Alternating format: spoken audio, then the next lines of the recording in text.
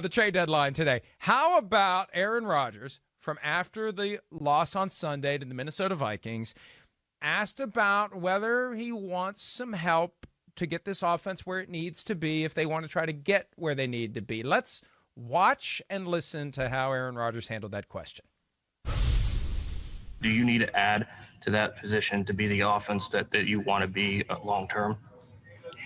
Well, Ryan, it's not a bad question, but it's not one that I can answer. We've had many conversations about this type of thing over the years. And I, truly understand my role. I'm not going to stomp for anybody. Last time I stomped for a player, he ended up going to Buffalo. So I like the guys that we have. We need more production, more consistency at times, but I like the guys that we got. It's funny. You saw that wry smile there. How about the smile? I love the smile. It. And then it's like, and then he was like, get it under control. Yep. Get back to the talking points. It's a good question. Yeah. You're gonna give that guy Florio some more crap that he can write. Yeah, right. Hey, we've had this conversation a lot over the years, huh? And the guy he's talking about that he stopped for that went to Buffalo apparently was Jake Kumaro, who was cut by the Packers right before the start of the season, and he ended up on the Bills practice squad. Apparently that's a guy that Aaron wanted, and they could still sign him. He's on the practice squad in Buffalo. So that's kind of a weird dynamic there. But Will Fuller has been linked to the Packers. Will Fuller's got the connection to Matt LaFleur. Fuller was at Notre Dame when LaFleur was there for a year as quarterbacks coach. So it's not like you're getting a guy sight unseen, as you sometimes are. LaFleur knows him. He's been around him. The question with Fuller, and we talked about this last week, can he stay healthy? And are you willing to take on the balance of a $10 million plus salary in Will Fuller's option year with no guarantee you're going to keep him around next year? But, yeah, hey, look, it won't make the Packers any worse on offense if they could get Will Fuller and incorporate him. He brings a dynamic that would make it even easier for Davante Adams to do what he's been doing. I mean, agreed, definitely, and they need it. Again, I know the offense, it's a top 10 offense in football, but it's not really like a top 10 offense. It's a top 10 offense because of the quarterback once again. I mean, it's all around him. And they have multiple positions they need. So can they trade for defensive tackles and middle linebackers? Because if they don't do that, then they better make a trade on the offensive side of the ball. Because, Russell Wilson and company, if they have to play them in the playoffs, they're going to score at will on the Green Bay defense. They better be ready. They're going to have to get in a shootout. That's the way it's going to be. And they're in the window right now. That's where I just go, how can you not make the move? Aaron Rodgers is still one of the 5 best quarterbacks in football. I mean, there's no doubt. He's one of the 3 best. We know that. He's still doing special things. And the NFC has major flaws this year. I mean, really, if they could get to the playoffs and really right now, the way it looks, just avoid Tampa, they could get to the Super Bowl, even though I don't even think they're a legit Super Bowl type team. If they get one more weapon, I'd go, they might be able to win a shootout against the Seahawks and company. The New Orleans Saints, I think they're a better team, but they let up big plays every week, all the time. They might be able to win a shootout this year against that team. We already saw them do it once this year. So the time is now. And I mean, if they're worried about the balance of Will Fuller's rest of his contract, then, kiss my butt, Green Bay. You're not going to win. I don't know what else to say. Well, that's putting it very diplomatically. The NFC North has the tour of the AFC South this year. We'll eventually see what the Packers can do on the field against a team like the Titans. Should be a good game coming up later this year. But which teams from the AFC? Let's say the Packers pull, and this is a term we're hearing a lot in politics nowadays, the inside straight, and get to the Super Bowl. Who from the AFC would they even be able to compete with, assuming the Chiefs or the Ravens or the Steelers end up in the Super Bowl? Yeah, I mean, I know. Well, that's what's scary. I mean, I don't know. Maybe the Chiefs at least have some things about their team that I think match up a little bit with Green Bay. The fact that, yes, they will play aggressive and get in your face and those type of things. But, yeah, I don't think they're on the level of those 3 teams you just mentioned. Not the Chiefs, Pittsburgh, or Baltimore. I mean, Baltimore's still going to be the 3rd best team in the AFC for me. Yeah, and I mean, they're just too complete of a football team overall to where I'd go, man, I think, those teams will have their way with the Packers defense, all three of them. And then the Ravens and, man, all of those offenses are going to give them trouble. They really are. I mean, all those defenses are going to give the Packers offense trouble because there's just not enough to threaten you, to scare you, to beat those talented defenses. That's why I think they need that other guy. Yeah, you got Devontae Adams. He's a great chip, and they wear him out. But when teams find a way to take him out, it's kind of just like a moving target as far as who's that next guy this week. Who's going to be the guy this week? And lately it's been Robert Tonyan, and then it's, hey, there's Valdez Scantling. But there's never another guy that you could just rely on and say, no, that's our number 2. That's the guy we go to when you stop Devontae Adams.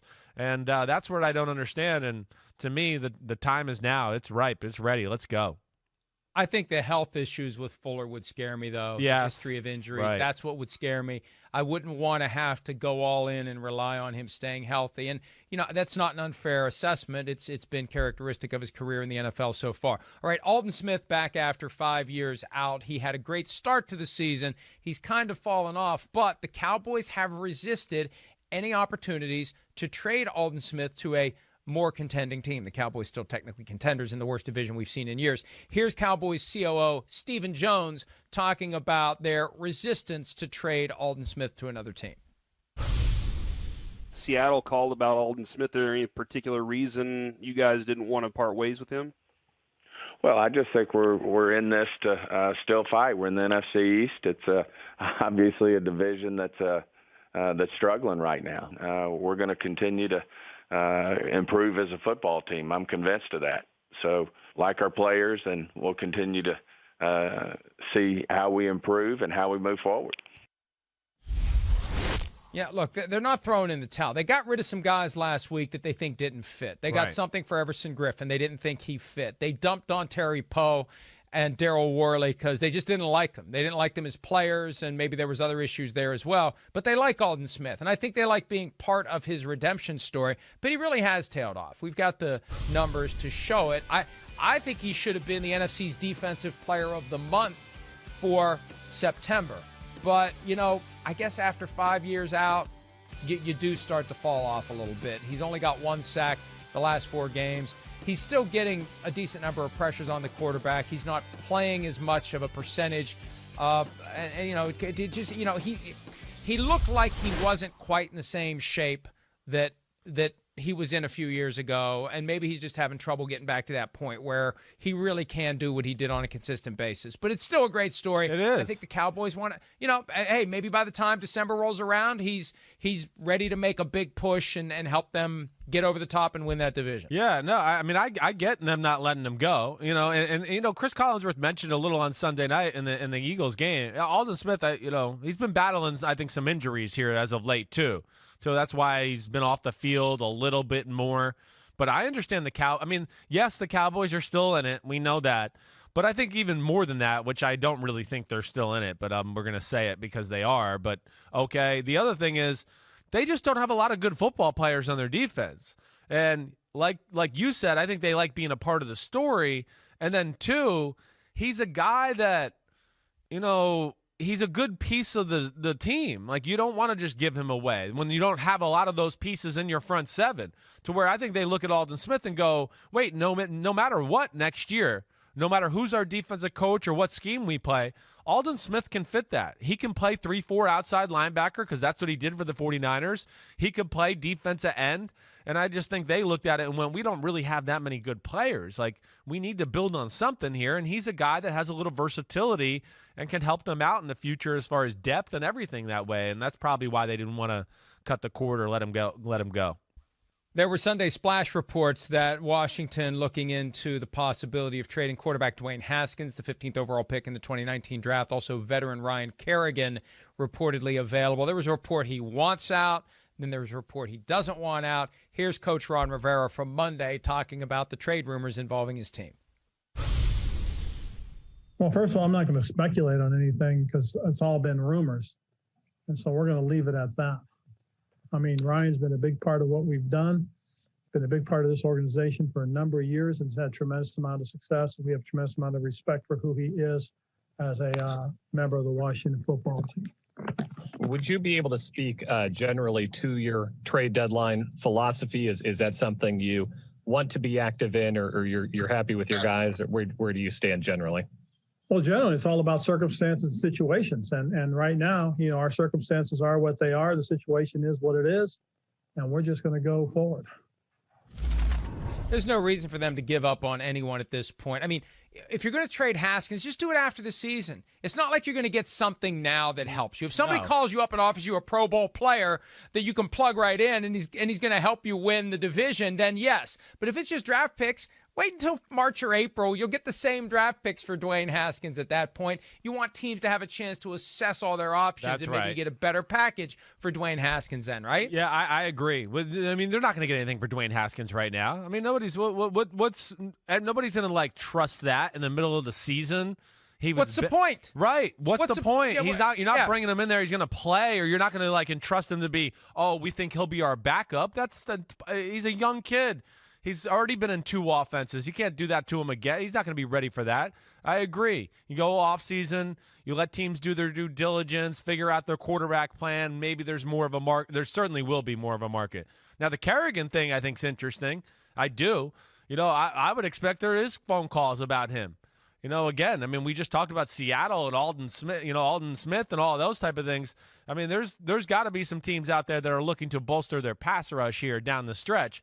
And not that Kerrigan's a superstar anymore, but he's still good. He's a good football player, and he's not needed there anymore. It's over. I mean, they have Sweat, they have Young, they have the Alabama guys in the middle. That's their defensive line for the next 6-7 years. That's not changing. They're good. So he is an asset that way to where, I would think they dangle him out there and try to see what they can get for him today. Let's take a break. When we return, the Tuesday tradition in season. Hi, I'm Mike Tirico, and thanks for watching. Make sure to hit subscribe for the latest news and highlights from NBC Sports.